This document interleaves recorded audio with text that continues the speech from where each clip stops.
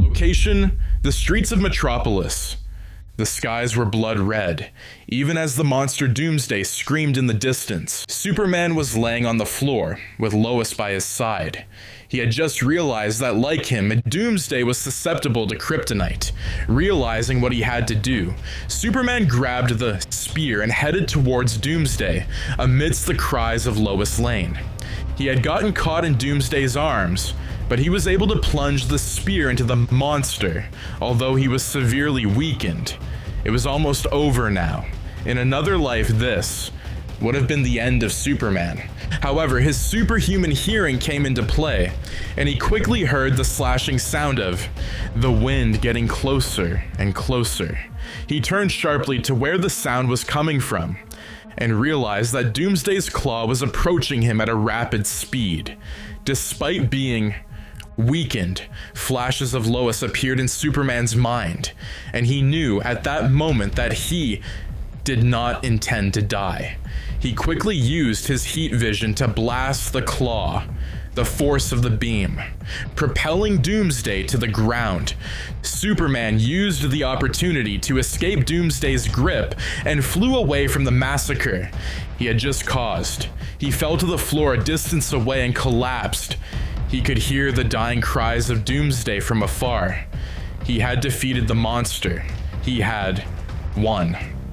Location: in the cosmos. Suddenly, in the balance of space-time, there was a sudden rift.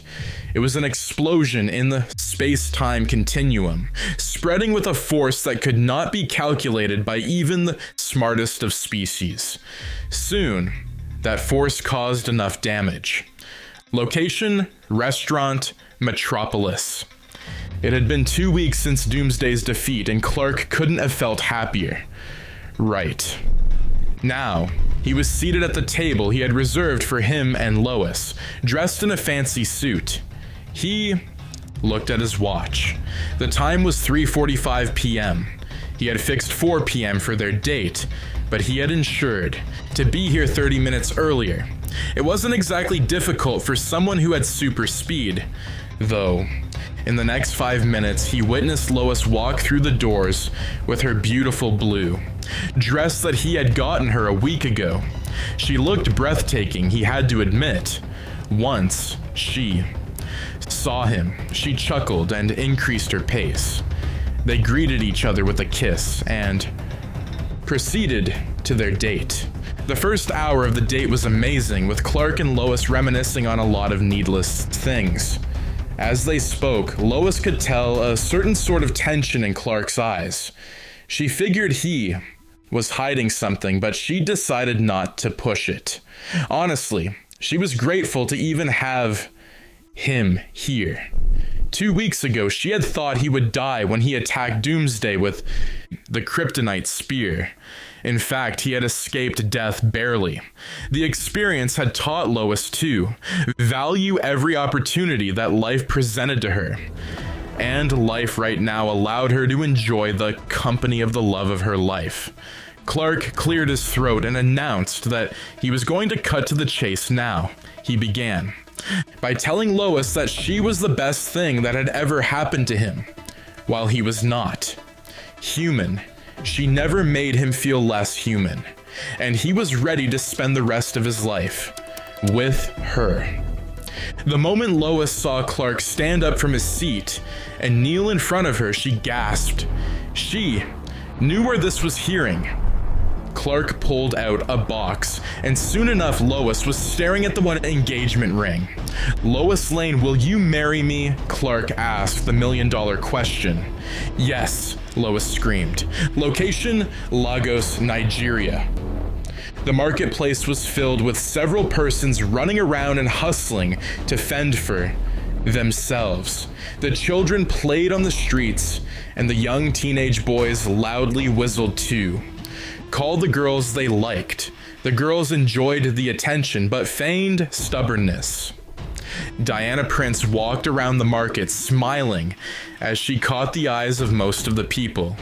In the market, She was no doubt beautiful, so it wasn't surprising she would have stopped to talk to some of the children, but she reminded herself that she was here for an important mission. There was something off about this place, and she was determined to find out what it was. Thief, thief, thief. She heard a woman call in the distance. Soon, Diana spotted a young boy, holding a bag, running like his life depended on it. She observed that he was being chased by 4 hefty men, and she figured that he was the thief that was talked about.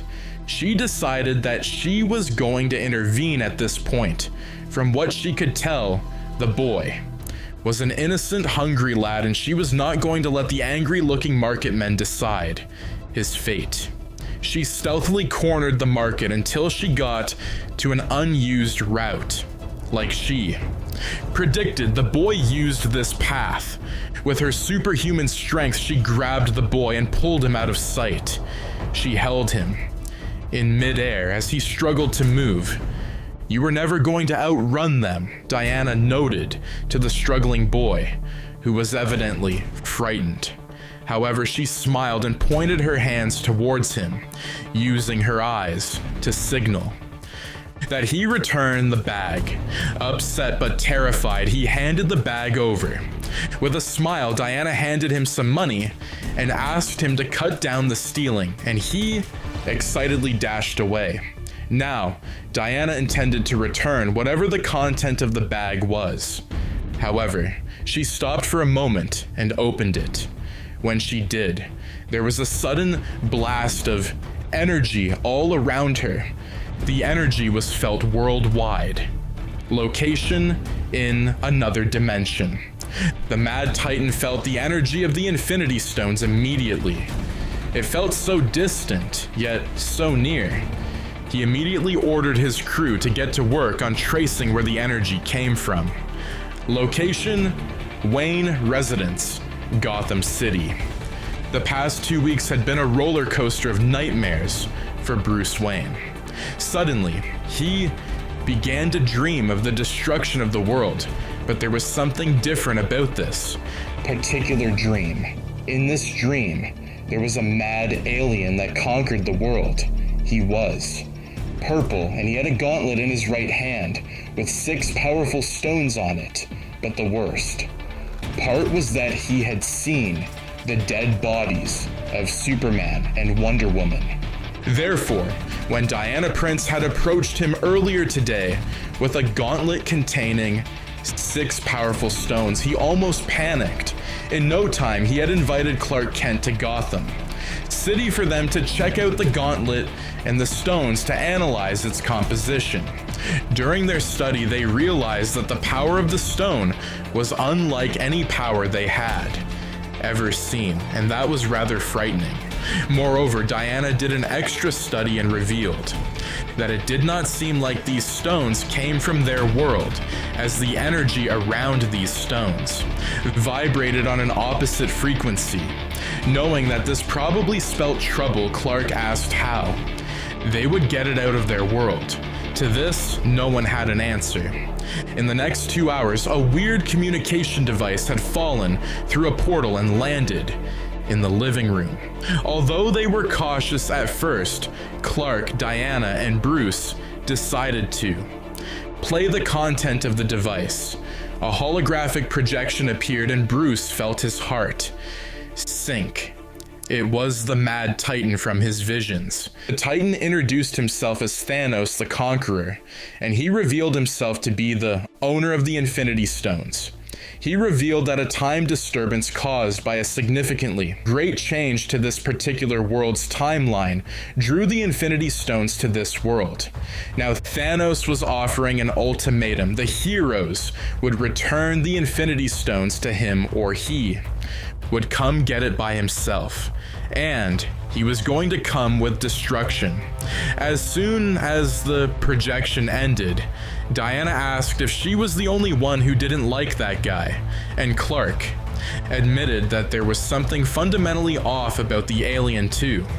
When they turned to Bruce and asked what his say was, Bruce noted that they had to return the Infinity Stones or They were all going to die. This left Diana and Clark shocked. Diana was completely against the idea of returning the Infinity Stones to someone like Thanos, as Thanos appeared to be a threat in his own universe. However, Bruce noted that they were meddling with power that was none of their business to tamper with in the first place. Diana, however, still maintained how Bruce would sleep at night if he condemned another entire universe to doom just to save his own. Bruce, nevertheless, noted that his world being sage was all that mattered to him. He turned to Clark and admitted that while he and Clark did not see eye to eye a lot, Clark somehow knew Bruce was right. Clark, on the other end, was deeply troubled as he stood there transfixed, scenes from his near-death experience replayed in his head. He could remember proposing to Lois in his life, finally getting into shape. The possibility of losing all of that scared him. He had never been this frightened before. He did not respond to either Bruce's or Diana's questions. He flew away. Location: Kent farmhouse. When Clark arrived at the farmhouse, his mother was pleased to see him. After exchanging pleasantries, they began to discuss, and Clark told her all about the ultimatum they had received. Martha Kent admitted that the thought of global destruction being avoided at the expense of another world's destruction did seem like the safe route. However, she knew Clark wasn't one who took the sage route, and he was never going to let another world get destroyed for his own. And with that, Clark smiled. He knew what to do. Location: Wayne residence. Bruce continued to tamper with the communications device. He believed that if he pushed all the right buttons, maybe he would be able to reach someone else in Thanos' home universe. Deep down, he did not want to return the Infinity Stones to Thanos. However, nothing worked, frustrating him. By the time Clark returned, Bruce already knew what the response would be. I guess we wait for the Titan. Then Bruce chuckled. Location: on the streets of Gotham City. In the next 46 hours, the skies turned red, and people began to run. However, Batman, Superman, and Wonder Woman were waiting for them. Soon, portals began to open in the sky, and several alien ships emerged from these portals. Seeing the enemy was coming, Superman flew into the sky and began to attack them. Wonder Woman did the same, while Batman watched from the ground level. Wonder Woman and Superman duo was effective for a while, but soon it became too much for both of them to hear. Moreover, as they were weakened from the attacks they faced in the air, Thanos finally emerged from his ship. Bruce boldly took a few steps towards Thanos, and Thanos chuckled, noting that Bruce should have taken him up on his offer. Suddenly, Bruce heard a sound. When he turned around, he noticed a portal open behind him, Wonder Woman and Superman. The man who uttered the statement revealed himself to be Doctor Strange, and he noted that he got Bruce's message. They were from Thanos' home world, and they were here to stop Thanos from effecting destruction on their world. They had been battling Thanos when a bright flash of light had taken the Infinity Gauntlet away from their world, causing Thanos' forces to retreat. But this army of heroes had been alert, waiting patiently for duty to call. They were the endgame of their universe. Several heroes emerged from the portal and joined forces with Superman, Batman, and Wonder Woman to battle Thanos' forces. The likes of Thor, Superman, Wonder Woman, and Captain Marvel headed the Sky Team and destroyed multitudes of Thanos' ships.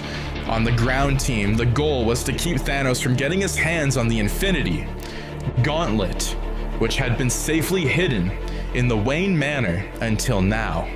It was an intense fight, but with the big guns occupied in the sky, Thanos reached the gauntlet, after much struggle. When he reached the gauntlet, he was suddenly attacked by Batman, although Batman was quickly overpowered. With an evil laugh, Thanos snapped his fingers, but nothing happened. To his horror, Bruce had taken the Infinity Stones from Thanos' gauntlet and attached them to his suit. Somehow, he had seen in one of his numerous dreams how he did this, and what came after. He snapped instead. A year later. Location: cemetery. Even now, Clark and Diana remembered that fateful night, the night that Bruce snapped his fingers using the Infinity Stones and destroyed all of Thanos' armies at the cost of his own life. The heroes of that universe had been grateful and promised eternal indebtedness to the heroes of this world. It was saddening Bruce, who did not want to sacrifice his home world for another world, had sacrificed himself for both worlds. Now, Clark was married to Lois, and Diana was living her best life. It was all because of Bruce's sacrifice, and they were going to honor it. They had a plan to assemble an elite team of heroes. They were inspired by the army of heroes they saw from the other world. Bruce would have wanted this. They would fight for justice. They would be the Justice League.